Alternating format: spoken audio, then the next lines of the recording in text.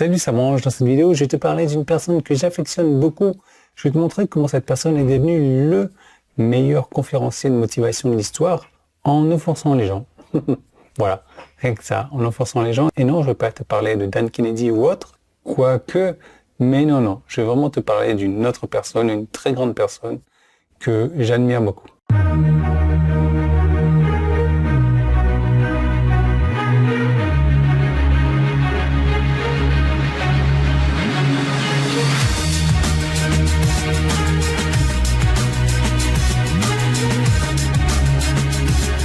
Alors, il y a quelques temps, j'ai une question qui se présente sous différentes formes, différentes tailles, différentes apparences, mais en gros, c'est toujours la même chose.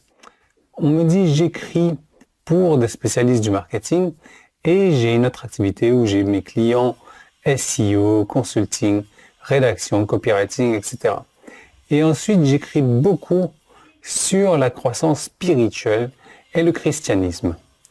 Je fais même le maximum pour garder mon contenu générique afin que les gens ne puissent pas faire le rapprochement dans mes différents types de business.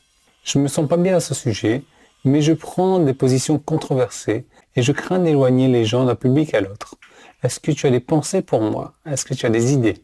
Alors, mes idées, c'est d'appliquer ce qui va suivre à tes propres risques, bien entendu. Surtout parce qu'on retrouve de plus en plus de lâches aujourd'hui. Mais je vais juste te dire ceci. J'ai entendu le grand Dan Kennedy, voilà, on y revient à Dan Kennedy, mais voilà, parler de son ami, le regretté Zig Ziglar. Et c'est ce Zig Ziglar qui est un très très grand conférencier que j'admire. Et Dan Kennedy disait comment Zig a fait une très mauvaise chose, selon la sagesse conventionnelle en tout cas, en tant que conférencier. Et c'est quelque chose que Zig a fait dans chaque discours. Chacun de ses discours. Et en fait, comme même Dan Kennedy le disait, on ne pouvait pas le convaincre de ne pas le faire. Qu'est-ce qu'il faisait Zig?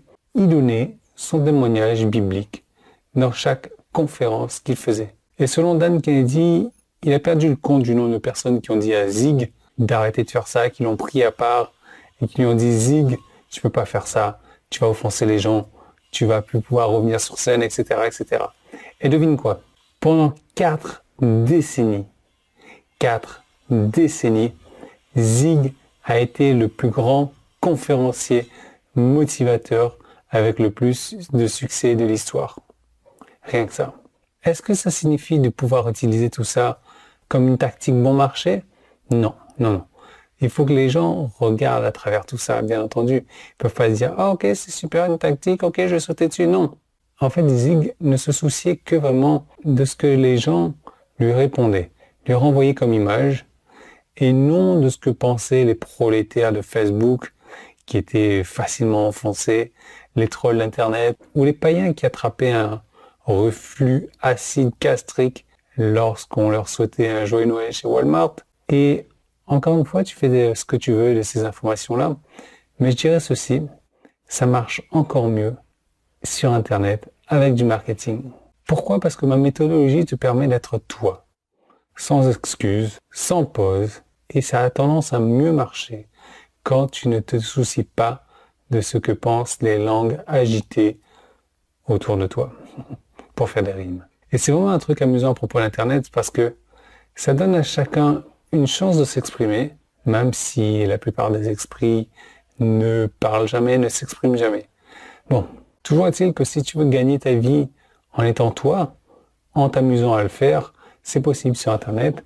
Et pour ça, tu dois cliquer sur le bouton jaune qui est en haut ou en bas si tu es sur mon site, petit i qui est là si tu es sur YouTube. Ça t'emmène vers une vidéo, tu la connais à la suite, blablabla, blablabla, tu appuies dessus et tu en fais ce que tu veux.